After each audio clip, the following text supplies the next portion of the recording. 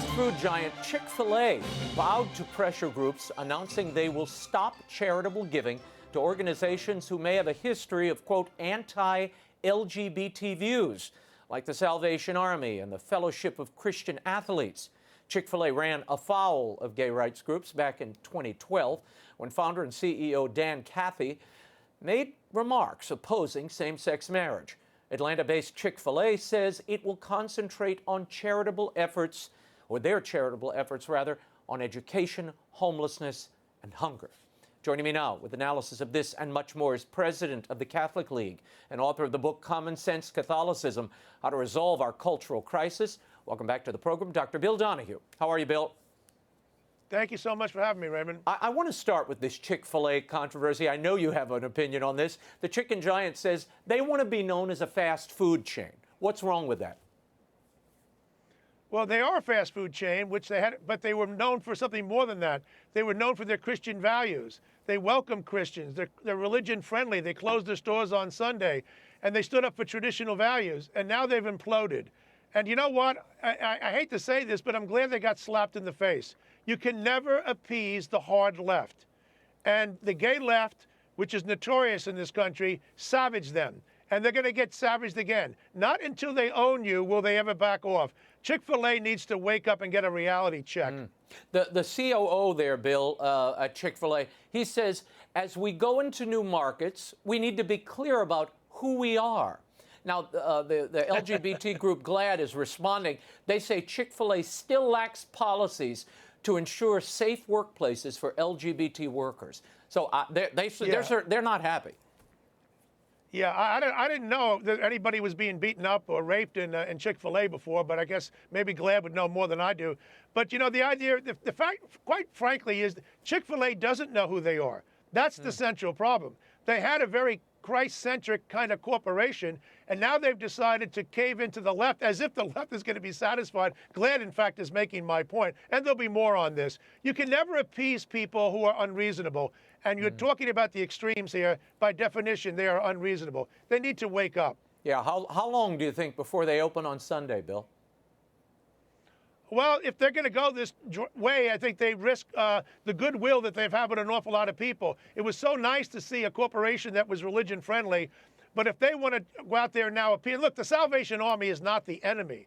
For God's sakes, the Salvation Army has done yeoman work over the years. They help the poor. They have toys for the kids at Christmas. They have 3 million volunteers. They're wonderful people. And to demonize them, shame on Chick-fil-A. Yeah, well, the other thing that the Salvation Army pointed out this week, Bill, is that they do more outreach and care for LGBT people in the streets and among the homeless population than any other group in America. So the LGBT activists in this case may be cutting their nose to spite their face, in this case anyway. I want to move on. Pew Research Center released a survey on religion in American life this week. Now, there were some interesting findings. Overall, Americans still view religion as a net positive. But you dug deeper and noticed some differences depending on political outlook. Is there a partisan or even a racial divide to the way religion is viewed in America, Bill? There's both, and I commend Pew for asking the right questions. I slight them, however, for not emphasizing in their narrative what should be jumping out at people. There's a real problem in this country with white Democrats, not black Democrats. Black Democrats take their religion seriously. White Democrats do not. Democrats in general are regarded by the American people as not being religion friendly. Only 19% say they're religion friendly compared to 54% of Republicans. No, as a matter of fact, white Democrats are afraid of religion. They think that it drives people away.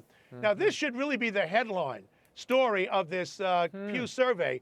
It's incredible. The Democratic Party has long been welcome now to agnostics and atheists and people who are militant secularists. They are not religion friendly, but it's not with black people, and it's not with Latinos. I want to emphasize that as well. It's basically with white, well-educated people who make up a core center of the Democratic Party.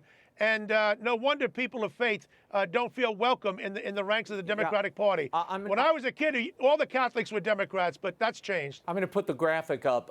What Pew found is that 71% of Republicans view religion as doing more good than harm. But among Democrats, 57% of black Democrats say that's true. only 39% of white Democrats agree. That's what Bill was referring to. Now, Bill, I was struck by the 63% of all Americans who believe churches should keep out of politics, and the 76% who say they don't want their church to endorse candidates. What's the takeaway here? Well, I think that's been true for a very long time. Quite frankly, we don't go to church to be told about how good the Republicans are or how good the Democrats are or to demonize either party. If you want to talk more broadly about the macro issues, life issues, and you want to talk about the poor without getting into the weeds and telling us exactly how we're supposed to resolve these difficult problems, that's all fine and good. Because now you're talking about moral values. Once you start getting too specific, that's when everything breaks down. And by the way, there's a message here for the Catholic hierarchy. Only 13% of the American people have any faith in their clergy talking about climate change. That's right, because they don't know any more about that than the average guy walking down the street having a lollipop. Interesting. And Bill, I have to point this out. We'll put the tweet up. The Vatican's Academy of Social Sciences in the Vatican, they tweeted out the day after the Louisiana governor's race, "We are delighted with the re-election of Louisiana Governor John Bel Edwards, who will continue to serve the common good." I mean, how do they know from the Vatican? I was kind of struck by that. Well, see, they're interested in climate change, which the American people, Catholic and non-Catholic, are saying, listen, that's not your issue.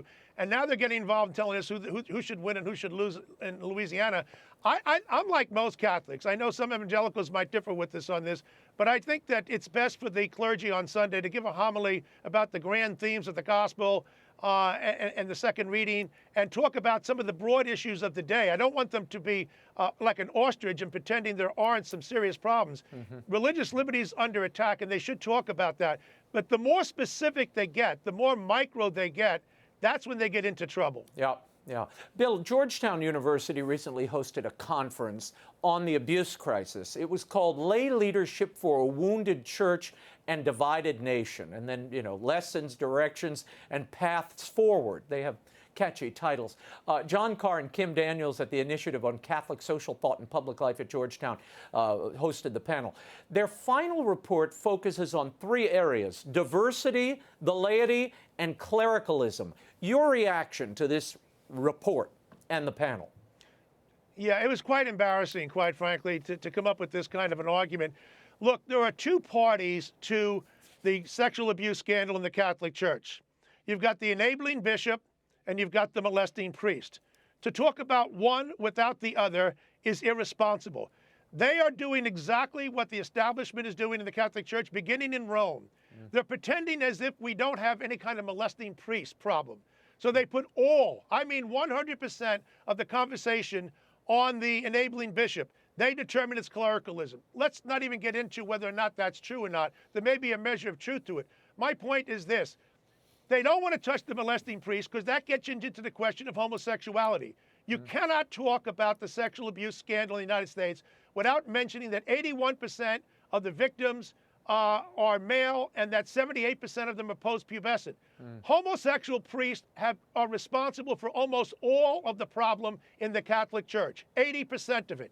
Now, it doesn't mean that most gay priests are molesters. That's certainly not true, as I said many times before. So what you have to do is to say, what is the link here? I'm not saying homosexuality causes molestation. I am saying there's a relationship here. But just as you wouldn't talk about the drug problem in this country by saying, well, we have the drug lords and we have the drug users, you wouldn't just talk about the drug lords. The drug lords exist because of drug users. The enabling bishops exist because of the molesting priest. Georgetown wants to talk about diversity. Fine, I'm in favor of diversity too, particularly diversity of thought. And I didn't see too many people of a conservative nature invited to this John Carr event. They never are.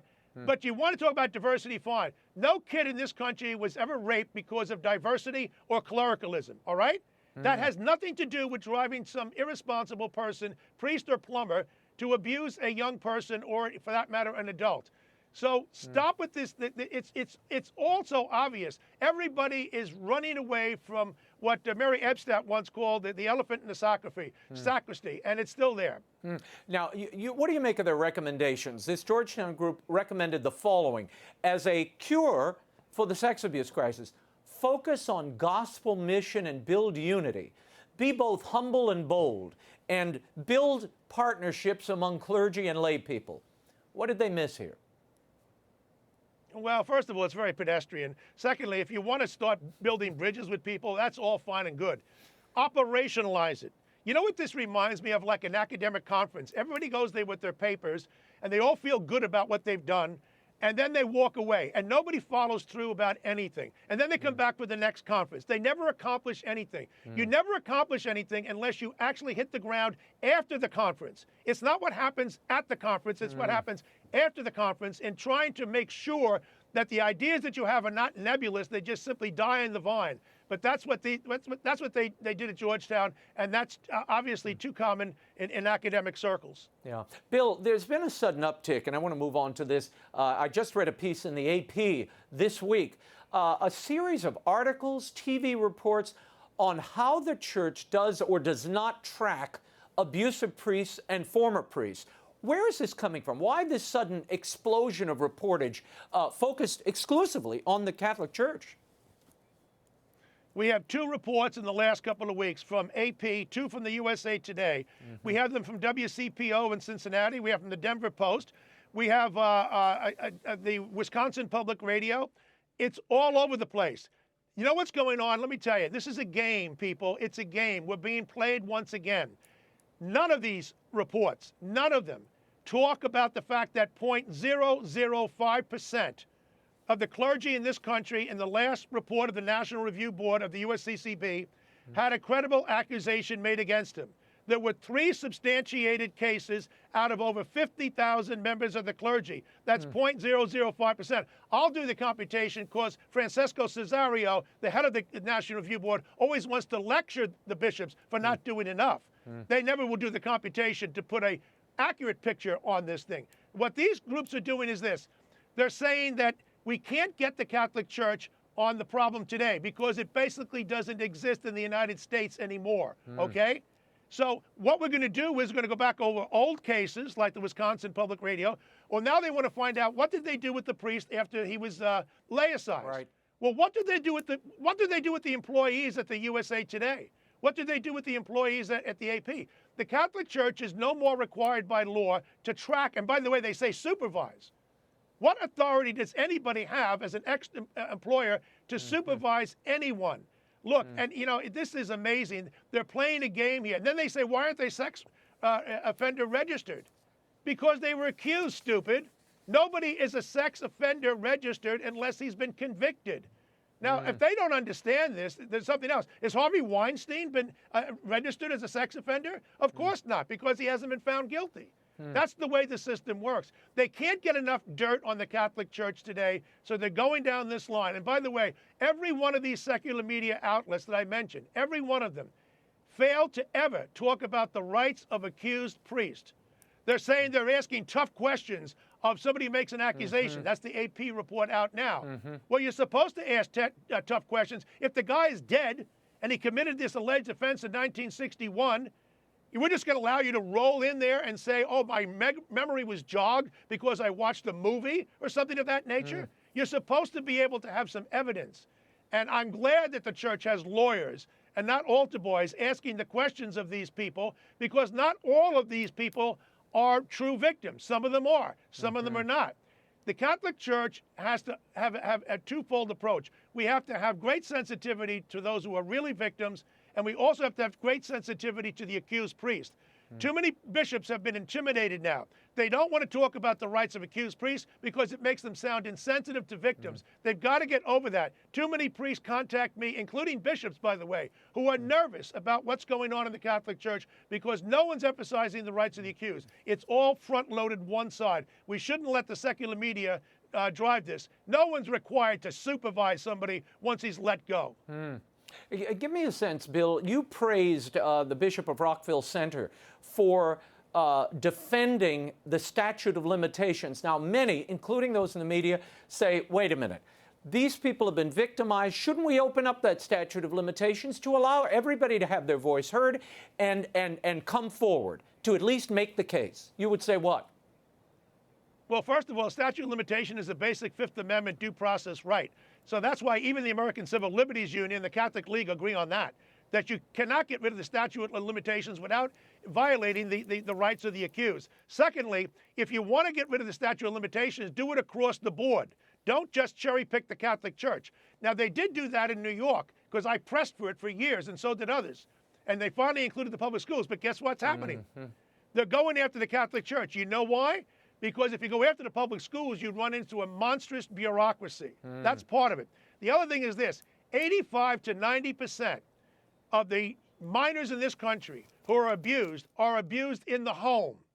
They're abused typically by live-in boyfriends and stepfathers more than the biological fathers. The women are rarely involved in any of this stuff. And so who's representing them? Nobody. You know why? Because there's no deep pocket. If a gal has a live-in boyfriend, she probably is not a wealthy gal in the first place. If her kid's been raped by her live-in boyfriend, who's going to represent her? There's no money there. It's always about the Catholic Church, and that's what has to be understood. We have to stand up for our rights. We're not treated equally. There's cherry picking going on, and that's an example of religious profiling. Yeah, and you see, Bill, my position is whether it's a Catholic institution or it's a public school, every institution should be treated in the same way and subjected to the same rules. There shouldn't be special carve-outs for a religious group or otherwise. And if they want full reporting, if they want to track people who've been fired, fine, impose that on everybody. But don't expect it or create a kind of media circus around the Catholic Church, which is just doing what the law requires now. And until public schools or media organizations, as you pointed out, do the same, everybody should kind of be quiet. Look, AP back in 2007 did a good study on sexual molestation in the public schools. 2016, December 2016, USA did a pretty good study. What they found out by the USA Today is that these states like Ohio, which are coming out with these reports now, and Wisconsin, you know what their scorecard is? They get an F when it comes to reporting a molesting teacher when he leaves their school. So how are you supposed to, you talk about supervising the molester. Yeah. They're passing the trash. What's going on, not just in Ohio and Wisconsin, it's going across the United States. Thank you, Bill. We're going to leave it there. You can follow the work of Bill Donohue and the Catholic League at catholicleague.org. And his book, Common Sense Catholicism, is at bookstores everywhere and online.